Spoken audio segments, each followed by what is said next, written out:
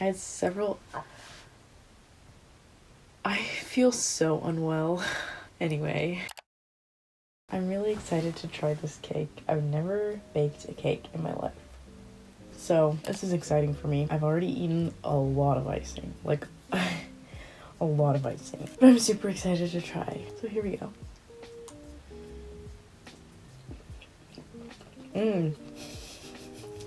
That is so sweet. That's so delicious. That is sweet as hell. Wow. But it looks phenomenal. There's so much icing on this. Yeah. Damn, I'm never really one to like scrape off the icing, but this is a lot. Anyways, while I eat my cake, I wanted to talk a little bit about the history of my channel, where it all started, how it all began, you know, how I'm feeling about it today and whatnot. And yes, I am wearing my pajamas. It is late at night.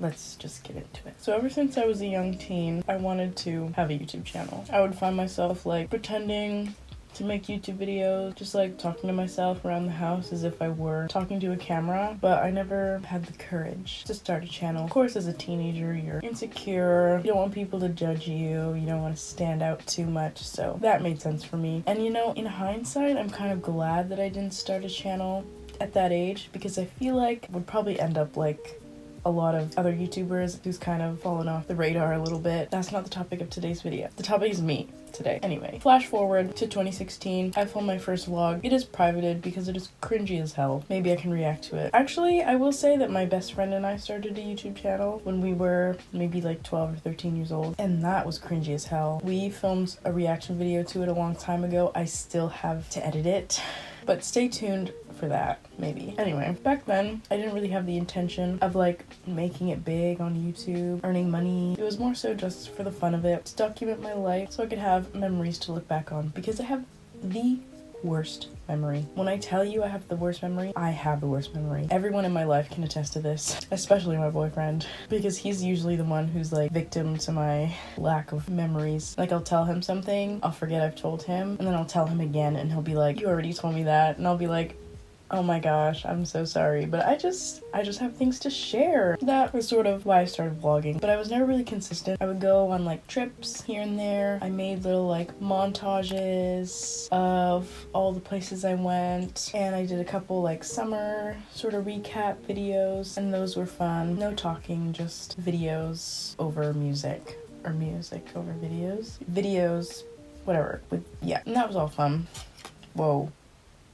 That would have been bad. Now, let's move on. Well, I kind of already alluded to when it started. That was in 2016, but I was never consistent. I got the G7X, which I'm filming on right now, in 2018, and sort of that summer I vlogged quite a bit, but I never really had a consistent upload schedule up until last March 30th. To be exact. March 30th was the birth of what is now known as the Social Distance Diaries, which is my quarantine pandemic vlog series. Now, I never intended for the Social Distance Diaries to prolong for this much time. Here we are today, a year later. Still posting vlogs from the pandemic. Of course, the pandemic isn't over just yet. Hoping that by the time everyone's vaccinated, things will start to feel a bit safer, because I'm tired of living the same day over and over again, which I feel like was the case for a lot of my quarantine vlogs. Anyway, I never intended for the Social Distance Diaries to extend beyond a week. Literally, my plan was like, okay, I'm gonna film a week in my life. And I did. My mouth hurts so much. Look at how much icing is on my plate. Oh my god. Okay, where was I? Social Distance Diaries, week in my life. Yeah, so I never intended for it to go beyond a week. And I genuinely thought the pandemic, whatever, lockdown, quarantine, was only gonna last us like 2 weeks, and then we'd be ready to go back to school. Things would have been fine, or at least I thought they would be. Then the months started to go by, and I had really nothing better to do with my time than to vlog and edit, and that's literally all I did for the entirety of the 2020 lockdown, aside from school. And that's still really all I do apart from school, because we're still in the pandemic. a year later. You've all heard this a million times, but it's super crazy to think that we've been in this for a year. I digress. But YouTube was that thing that kept me going during quarantine. It kept me on a schedule. It gave me something to do and keep up with, a skill to build, and which I am I need some water.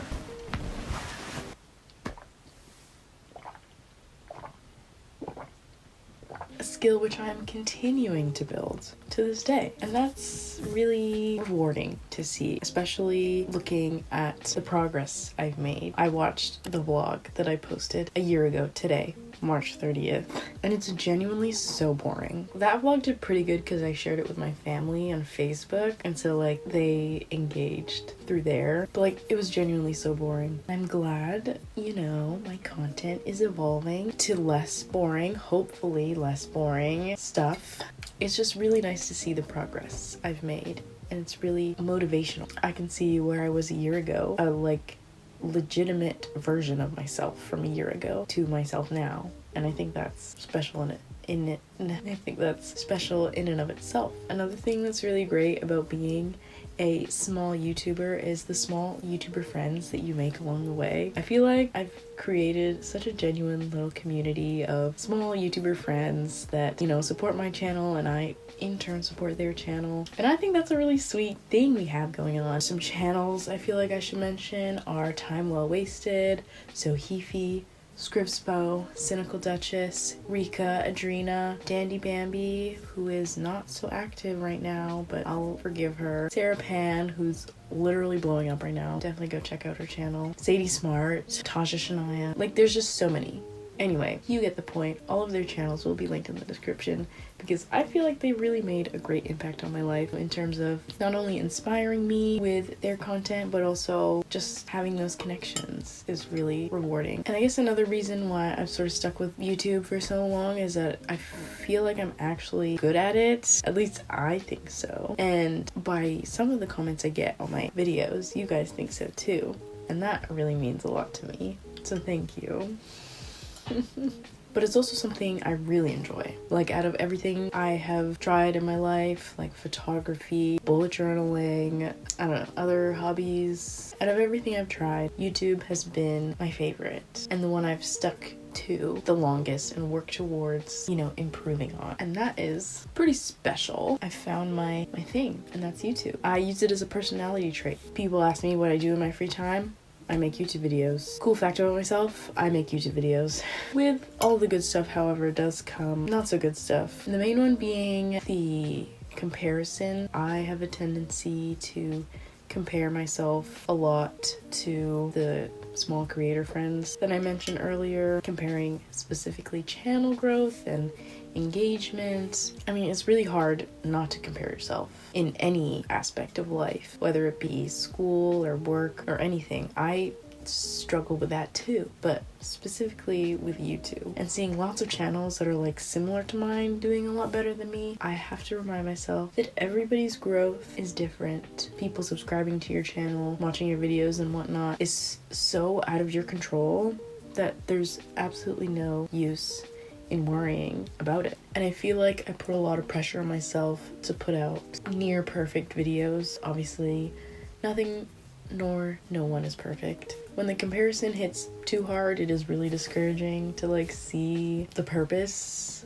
in continuing to post YouTube videos. And at the end of the day, this is just a hobby. As of right now, I know that YouTube can become a career, and it is a career for a lot of people. That would be really cool. For now, YouTube is a hobby, and it should be something that I, you know, choose to do rather than force myself to do. So I think this year and in the coming months, I am working on relieving myself of that pressure for perfection, because in doing that, it takes so much longer to edit videos, and the longer you watch a video, the more stuff you see wrong with it, the less you want to post it, you know what I mean? So it's best just not to do that. Once I'm done with the video, she goes live and I start working on the next one. That kind of ties into things I've learned / like what's changed over the past year and the years prior to. And I forgot to mention that today marks the anniversary of consistency, not the actual birth of my channel. Anyway, going with sort of what I just said about taking the pressure off and whatnot, I feel like my mindset has kind of shifted from grow to just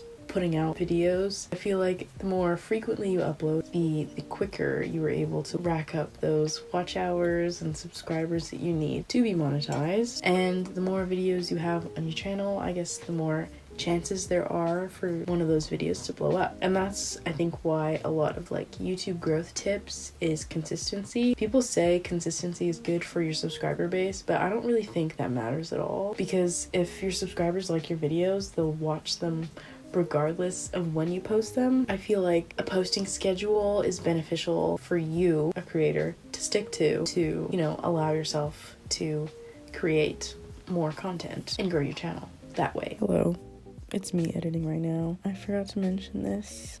With just putting out content also comes with engaging with your audience once that content goes out, and that's something I really enjoy doing and put my focus towards, instead of like trying to grow my channel. That will come no matter how quickly or how slowly. The important thing, I think, is to engage with the audience that you do have and build a connection with those that are already subscribed. Keep them subscribed so that, you know, in the long term, you'll have a nice, loyal, hopefully, fan base when you do make it big. Not to say that I will make it big on YouTube, but it's a possibility, and showing people that come across your channel that you are active and engaging with your subscribers is a really good thing, because people like that. They want to feel connected to you and whatnot. So that's just something I forgot to mention. Like I said, the way my videos perform is completely out of my control, so there's no use worrying about it. I can obviously try as best I can to, you know, rank and search and optimize whatever for the algorithm. But once you publish, it's all up in the air, basically. So that is something that I have definitely learned over the year. I've also learned a lot about editing. I feel like I learn something new every single time I edit a new vlog, and I'm really starting to see my like editing style